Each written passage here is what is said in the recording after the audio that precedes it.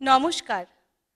Bengali cultural সোসাইটির আজকের নিবেদন নাট্যকার গৌতম রায়ের মধুর এনো।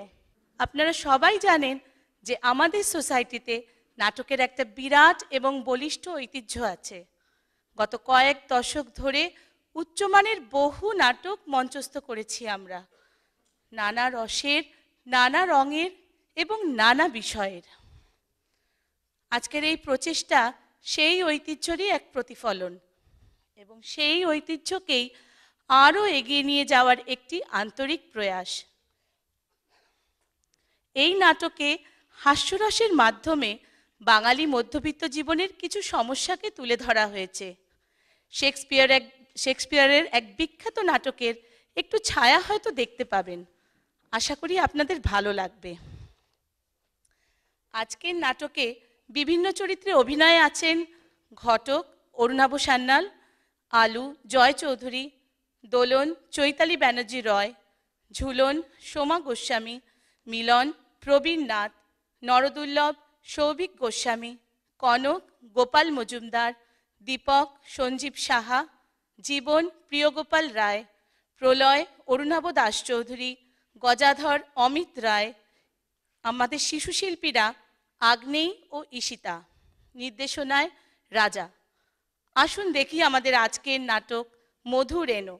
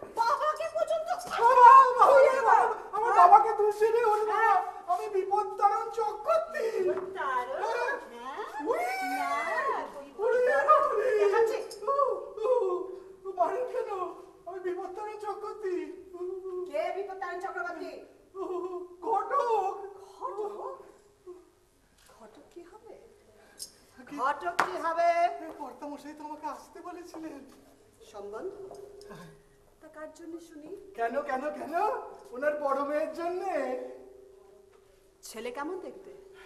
ছেলে সুন্দর দেখতে মা। কি করে? কি করে না? পাল্টা প্রশ্ন আমি পছন্দ করি না। সে তো বটেই, সে তো বটেই। ছেলে ইঞ্জিনিয়ার। কোথাকার? আগে কোথাকার? জলে না স্থলে? ও জলে জলে। Marine marine. মাইনে? মাইনে মাসে ৫,৫০০ টাকা। চলবে? আচ্ছা, বাড়ি আছে? হ্যাঁ। গাড়ি? হ্যাঁ।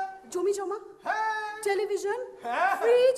হ্যাঁ। ট্যাক্স দেয়? হ্যাঁ। কি তখন তাকে হ্যাঁ হ্যাঁ হ্যাঁ হ্যাঁ করছো?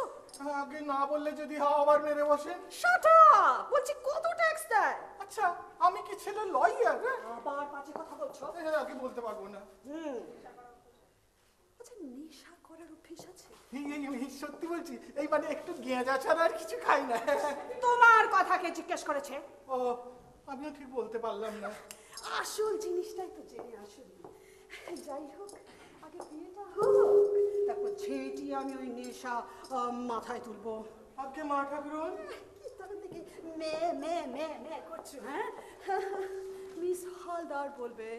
হ্যাঁ মা হালদার মানে মানে মিস মানে এই হালদার। আচ্ছা একটা একটা কথা জিজ্ঞেস করতে পারি? বলো বলো বলো। আচ্ছা ওই পাত্রীর না একটা ফটো পেলে বড় ভালো হতো জানেন তো। ফটো?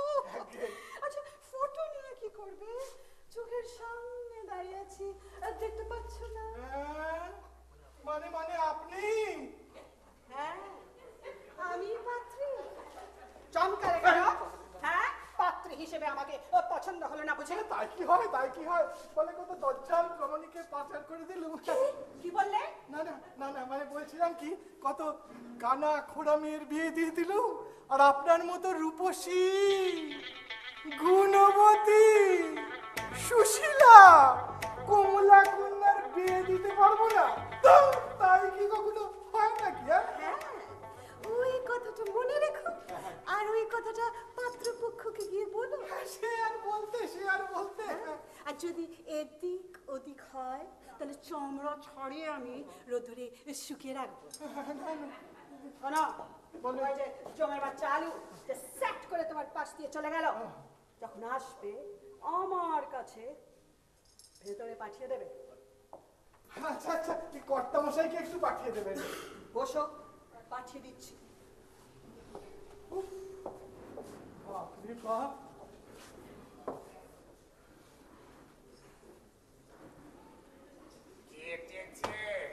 কে কে?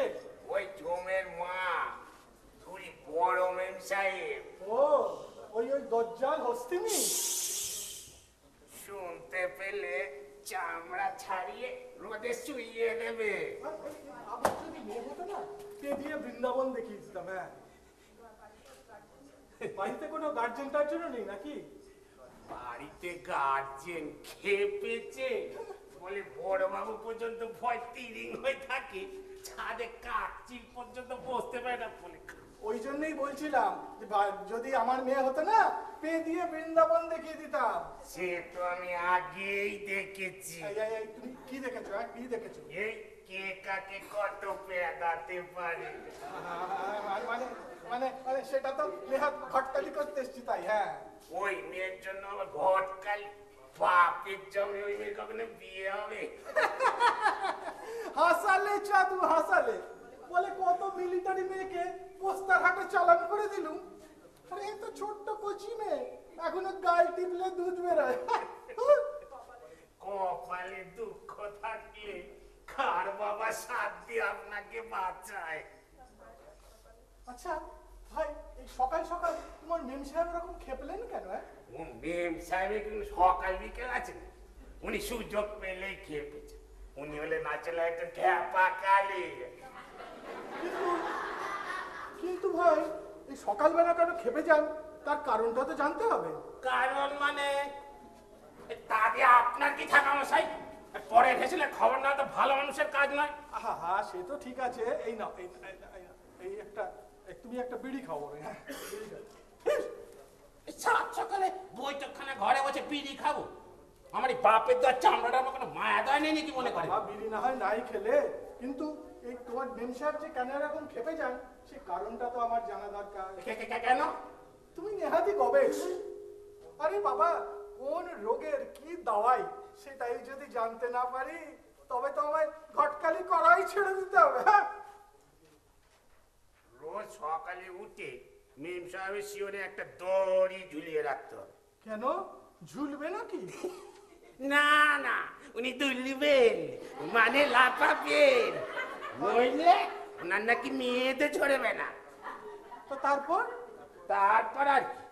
আজ সকালে ওই দড়ি ঝোলাতে ভুলে গেছি।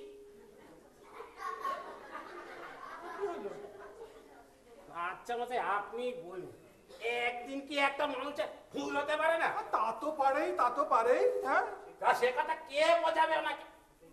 উঠেই মেম সাহেব খ্যাপ, আর এই এক রূপ, হাতের কাছে যা পাবে তাই ছুঁড়ে ছুঁড়ে মারবে। বাপরে। তারপর? একদিন তো ওই রাগের মাথায় ওনার স্বাদের পোষা কুকুরটাই ছুঁড়ে মারলেন আমার। বলো কি? আমি অত কি বোকা? উনি যেই ছোড়া অমনি মাথা নিচু।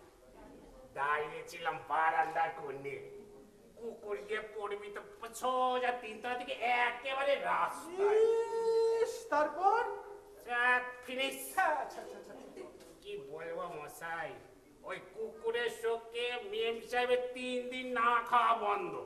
আলু, এই যে এই আলু, সাহেব বোধহয় এদিকেই আসছে, আমি পালাই। তুমি যাও যাও যাও যাও। এই, তুমি কে? কি চাই? হ্যাঁ, এইটাই তো নরবল্লম হালদারের বাড়ি, তাই না? এক থাপ্পড়ে চলে হাড়গুঁড়ো করে দেবো। ভদ্রলোকের বাড়ি এসে ফাজলামি হচ্ছে। এইরকম বাপ না হলে কি ওইরকম মেয়ে হয়? এই, কি বিড়বিড় করছো? না মানে আমার অপরাধটা তো ঠিক বুঝলুম না।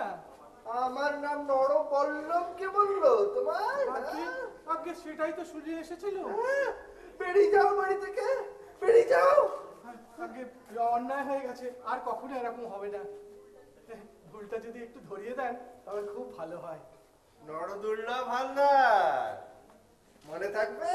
অবশ্যই, এ জীবনে ভুলবো না। বাহ, বসো বসো। হ্যাঁ, তা আমার সঙ্গে দেখা করার উদ্দেশ্য? স্যার, উদ্দেশ্য অতি মহৎ। শুনেছিলুম আপনার দুটি বিবাহযোগ্যা কন্যা আছে। তাতে তোমার অসুবিধা কোথায়? অসুবিধা কেন হবে, বরং সুবিধে। হোয়াট? আমার হাতে কিছু ভালো পাত্রের সন্ধান আছে।